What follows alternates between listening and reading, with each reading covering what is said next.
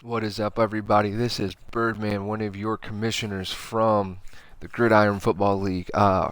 Today, I'm going to go over one of our biggest rules within GFL, and that's going to be the left stick. So I'm going to show you guys what we mean when we say watch the left stick or no swerving, no zigzagging, that kind of thing. I'm going to give you guys specific examples here. So let me get into an inside zone here. So you look at the inside zone. Basically, from our running diagram here, our play is designed to go right between our right guard, right between his legs right there.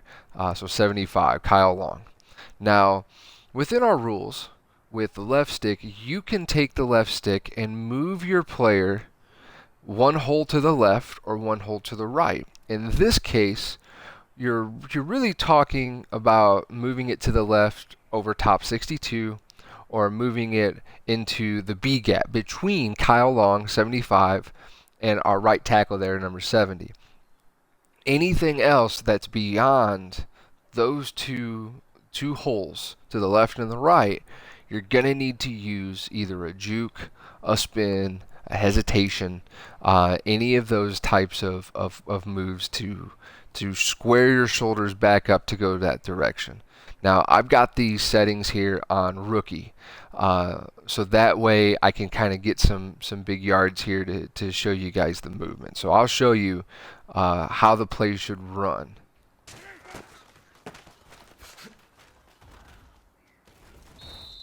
Alright, so there's my play. Now let me go back and let's go into instant replay here, so you guys can see exactly what I'm talking about. So as the play develops, we see a nice big hole.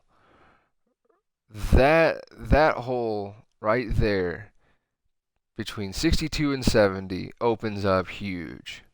Now, I got a couple of ways that I can do this. You'll notice here that Clay Matthews, he breaks off of his block.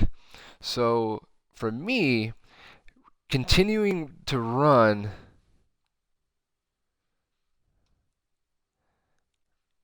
straight ahead with Langford probably is not going to be that smart for me, because with Clay Matthews right there, there's a good chance that he could make that tackle. He's a good tackler. So instead of taking my left stick and moving my player, I took the juke.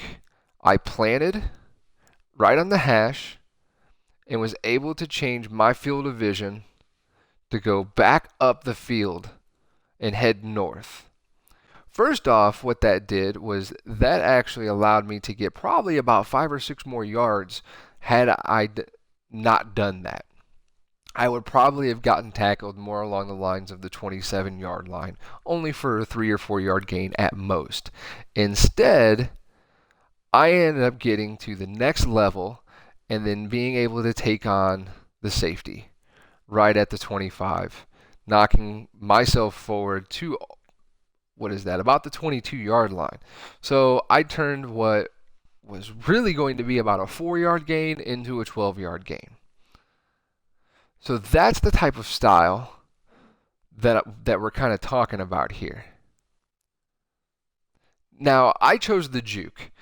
Like I said, you can do really any of the moves at your disposal, whatever is best for your particular running back that's running the ball. A spin move would have worked.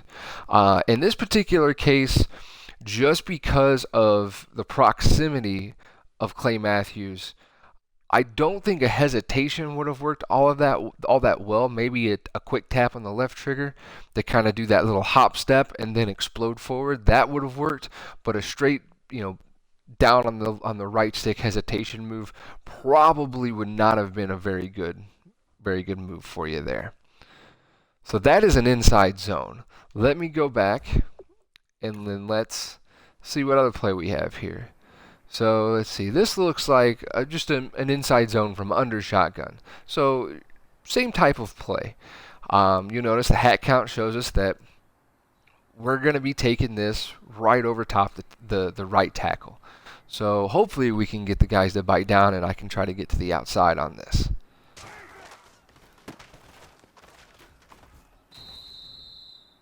So I really didn't make any move on that. And I'll go back in the instant replay and I'll show you why. You know, the one good thing about running this year in Madden is you're not going to be able to break off 10 yards per carry every single time. So we see our double team by our center and by our right guard. Our right tackle gets out to the next level. Our tight end gives a chip on Matthews, and then he moves to the next level. So if you look at it, my hole is opened up right where it should. Now right here, I probably could have juked to the left, gotten behind 70, and we could have been off to the races. Instead, I kept going straight.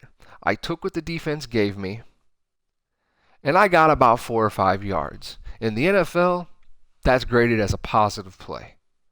So sometimes you're not going to be able to make a special move, or you're not going to be able to turn a normal 3 to 5 yard run into a 15-yard run. It's just not going to happen. Our sliders are set to where we're getting realistic yards per carry.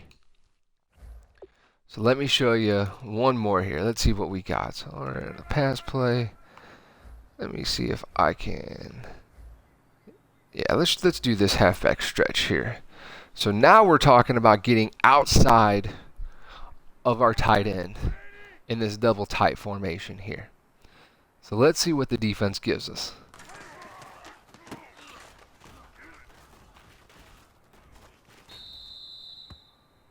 So really, like I was just saying, the defense didn't really give us a whole lot. They did a pretty good job of the linebackers flowing. Matthews gets penetration there on the edge. Kyle Long gets pushed back into the backfield. He doesn't get any penetration forward. So I may have been able to do like a hesitation and then a juke back to the left to try to take it back inside. But at this point here, I just decided to just eat the play, lose as few yards as possible, and move on to the next.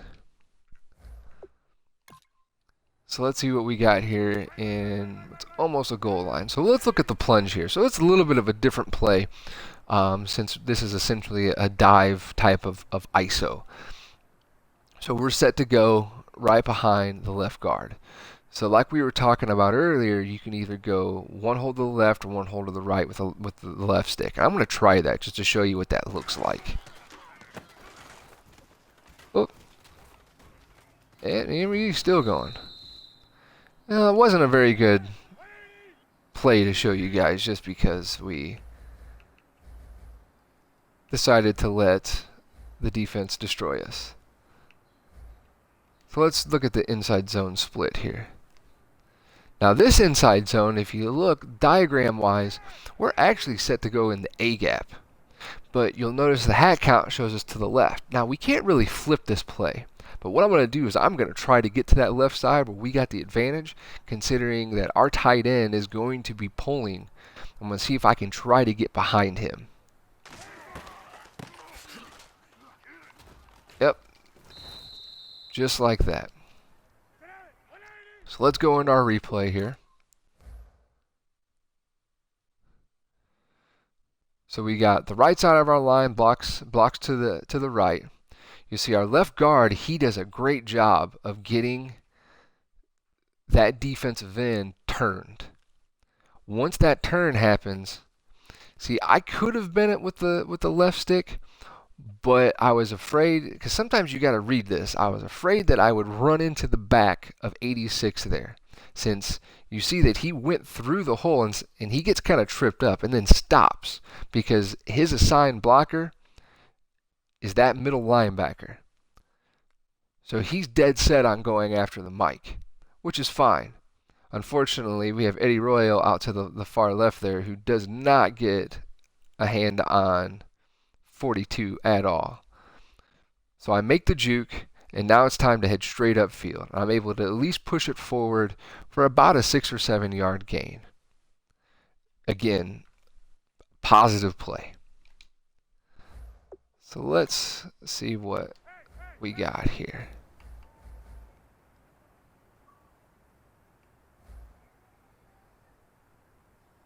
You know, I'm going to run a pass play. I'm going to see if I can get in the open field here so I can show you guys how we run in the open field. Nope. Guess I'm not going to get sacked. Slash.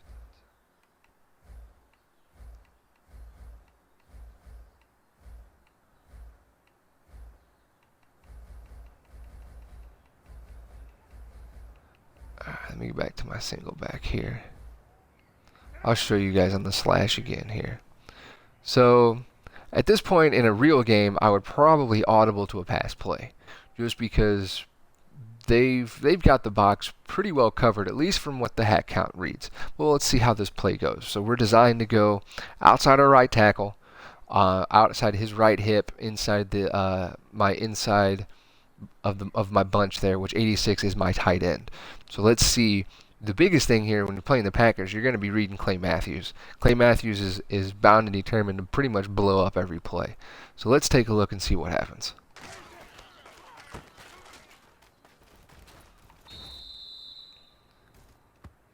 So on that particular play, all blocks were executed. I did not need to really move anything. And I kept the running diagram on there for you guys so you can kind of see what I'm trying to do. But you look, that hole is perfect. That is a perfect hole. As soon as I got about right here, I hit the right trigger to try to explode through it. Now I probably should have done some type of juke move, or maybe just a small wiggle on the left stick to move towards the right. Little bit more towards Kevin White there, but I kept it going because a lot of times, you know, if you're in a third down or a second and long type situation, you want to get as many yards as you can, obviously without breaking the rules. So let's go into, let me choose a new play here, and I'm going to go just into a straight dive. I'm going to show you here what not to do. Let's let them go random play. So you go online, you play head-to-head, MUT, Draft Champions, whatever. You're going to see a lot of this. This is not how we want you guys to run. We don't want you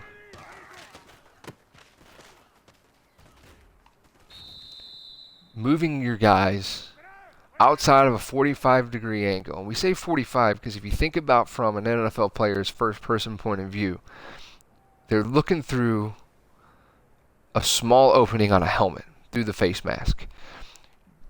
You're not going to be able to see what's in the extreme left and the extreme right. They don't have that bird's eye view, or what some people call God's view. They don't have that. They don't have that ability to read defensive players that way, and that's kind of what we're trying to go after a little bit here. So when you're running these plays, the best advice that we can give you is run the play as diagrammed. If that hole has been blown up, when you go to run it, use some type of special move to bounce it either out or back inside. So when I look at this play here, yeah, we're green across the board, but if you notice, I'm looking really over to that left side. To me, that left side, I think we look pretty good, but I also think we look good to the right side. I see that corner on the far right, so I get a little worried about him coming flying in and taking up a blocker. So let's see how this play ends up going here. Well, I only gained a couple yards. I probably could have made a different decision. Probably could have just ran it straight ahead. But what I was looking at was the flow of the linebackers. The flow of the linebackers went all to the right. I probably could have juked to the right and had that nice hole between 75 and 82. But I also saw that there weren't very many guys over to the left. Unfortunately, 72 on my left side there gets kind of a piss poor block, which what looks like to be a corner, number 24 there. So that's a little disheartening. But, it's football. It happens. All right, so one more here. So it looks like we got the advantage to the left. So I'm going to go ahead and flip that play. So we're designed to go pretty much right into the A gap. So let's see what happens.